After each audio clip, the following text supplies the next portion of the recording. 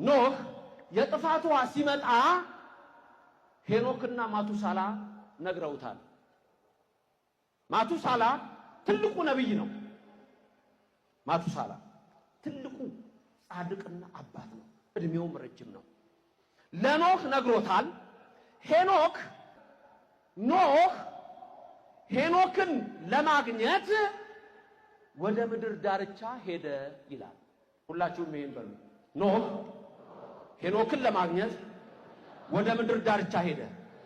ቅድም ጌታችን የምድር ዳርቻ ያለው እነዛ የጠቀስኩላችሁ ሁሉ ምሁራን የተባሉት የምድር ዳርቻ ብለው የጠቀሱት ኢትዮጵያ ነው። ሄኖክ የት ነበረ? ኢትዮጵያ ውስጥ ነበረ። ሄኖክ የተመላለሰበት ምድር ላይ ነው ያላችሁት።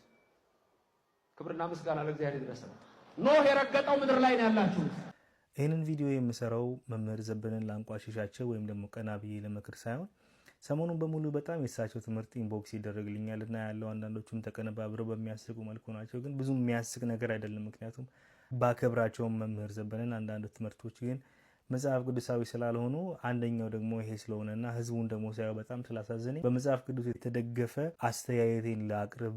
ለምሳሌ ከተናገሯቸው ሁለት ነገሮች መካከል አንደኛው ማቱሳላ ነብይ እንደነበረ መምህር ዘበነ አስተምረዋል። ማቱሳላ ግን ነብይ እንደነበረ መጽሐፍ ቅዱስ አይናገርም። መጽሐፍ ቅዱስ ብቻ ሳይሆን አፓከፋም ቢሆን ታልሙድም ቢሆን ዴድ ሲ ስክሮልም ቢሆን የሄኖክ መጽሐፍ ራሱ ቢሆን ማቱሳላ ነብይ እንደነበረ አይናገርም። ሄኖክ ነብይ እንደነበረ ግን መጽሐፍ ቅዱስ ይናገራል።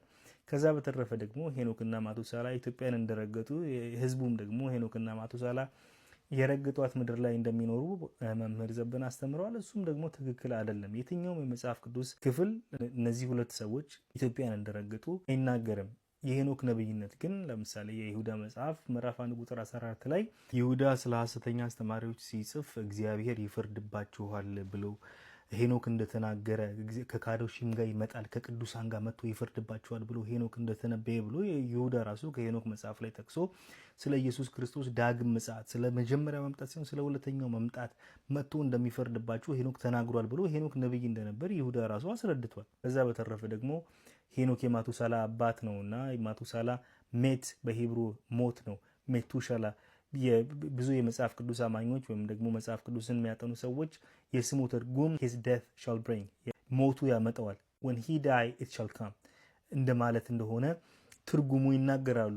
ሜት በሂብሩ ሞት ነው እንዳልኳችሁ። ሄኖክ ማቱሳላን ወለደ ይላል መጽሐፍ ቅዱስ። ከዛ በኋላ ግን ማቱሳላ ደግሞ ላሜክ የሚባል ልጅ ወለደ ይላል።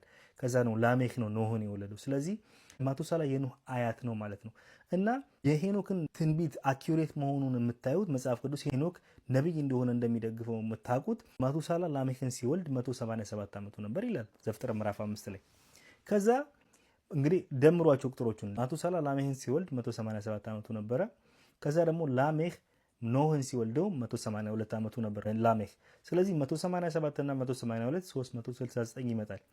ዘፍጥረት ምዕራፍ 7 ላይ የውሃው ቅጣት ደግሞ ሲመጣ ኖህ 600 ዓመቱ ነበር ይላል።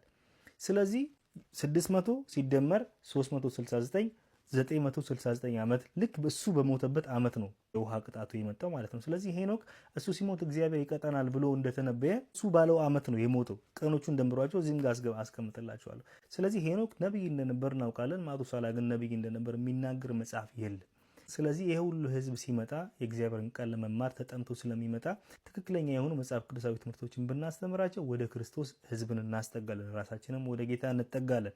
የሐሰት ትምህርትን የእምነት አባቶች በኃይል ይቃወማሉ። ለምሳሌ ገላትያ ምዕራፍ 1 ቁጥር 8 ላይ ጳውሎስ ምን አለ? ነገር ግን እኛ ብንሆን ወይም የሰማይ መልአክ ከሰበክንላችሁ ወንጌል ሌላ ወንጌል ቢሰብክላችሁ የተረገመ ይሁን ብሎ ጽፏል። እንደገና ደግሞ ያዕቆብ ምዕራፍ 3 ላይ ወንድሞች ሆይ ከእናንተ መካከል ብዙዎች አስተማሪዎች አይሆኑ፣ ምክንያቱም እኛ አስተማሪዎች የሆነን የባሰ ፍርድን እንድንቀበል ታውቃላችሁ ይላል። ስለዚህ ስለምናስተምረው ትምህርት መጠንቀቅ እንዳለብን መጽሐፍ ቅዱስ ይናገራል ማለት ነው። መልካም ቀን።